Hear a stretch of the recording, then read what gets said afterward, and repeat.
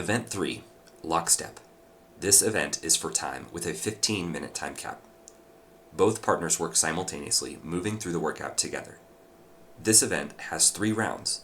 Each round contains the same number of dumbbell snatches, a 25-foot lunge variation, a pull-up variation, and a 25-foot lunge variation back to the starting position. For the RX division, athletes complete 14 synchronized alternating dumbbell snatches, men using 50 pounds, women using 35 pounds. Athletes complete a 25-foot synchro dumbbell lunge, holding the dumbbell in a farmer carry. At the rig, athletes will complete 40 pull-ups.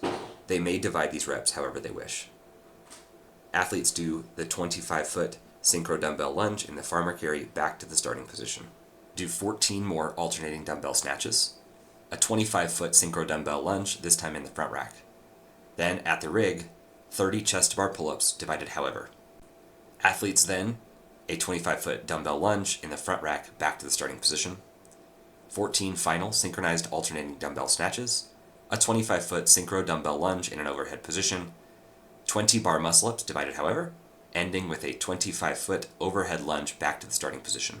Scaled athletes will complete 14 synchronized alternating dumbbell snatches at 35 pounds for men, 25 pounds for women. The 25-foot synchronized dumbbell lunge in the farmer carry to the rig, 40 jumping pull-ups, divided however they would like, then the lunge back in the farmer carry.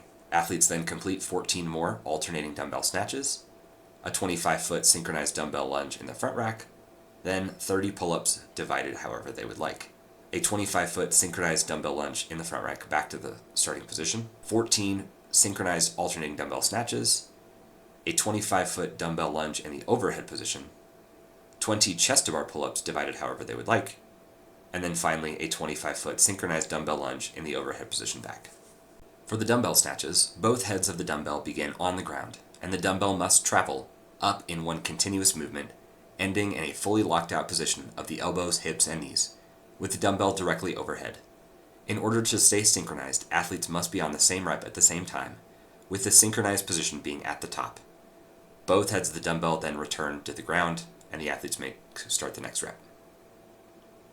For the farmer carry lunge, athletes must stand and start the lunge with toes behind the tape line. The knee must touch the ground, and athletes must fully stand up in between lunges. No shallow hips, no stutter stepping. Athletes must complete their final rep, where both heels are clearly in front of the tape line, standing all the way up before dropping the dumbbell. For pull-ups, the chin must clearly be above the bar for the rep to count. Athletes can choose to either butterfly or kip the pull-ups. For scaled athletes, the jumping pull-ups will be given a riser, making sure their head is the proper length under the bar. For the jumping pull-up, their chin must clearly be over the bar at the top of the rep. For the front rack lunge, the dumbbell can rest on the shoulder, but it must be in a front rack position. Knees still touch the ground, and athletes stand all the way up between reps and do not stutter step. Athletes must maintain the front rack position through the final step with both heels across the tape line, standing all the way up before they drop the front rack position. For chest to bar pull-ups, a portion of the athlete's chest below the collarbone must clearly make contact with the bar for every rep. For overhead walking lunges, the same standards apply. Athletes must stand and start the lunge behind the tape line, knee touching the ground for every rep, and stand with a fully extended hips and knees without stutter stepping.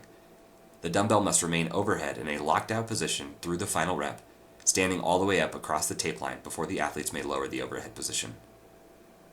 Bar muscle-ups, athletes may not glide kip, meaning their toes cannot cross the plane of the bar, and they must pass through a dip ending in the support position. Common no reps. The dumbbell snatches must remain synchronized. Athletes must stay on the same rep and achieve a locked out position at the top before starting the next rep. Both heads of the dumbbell must touch the ground.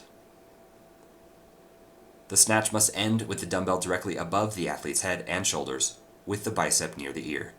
No reps occur if the elbow isn't locked out or the dumbbell is not directly over the athlete's head.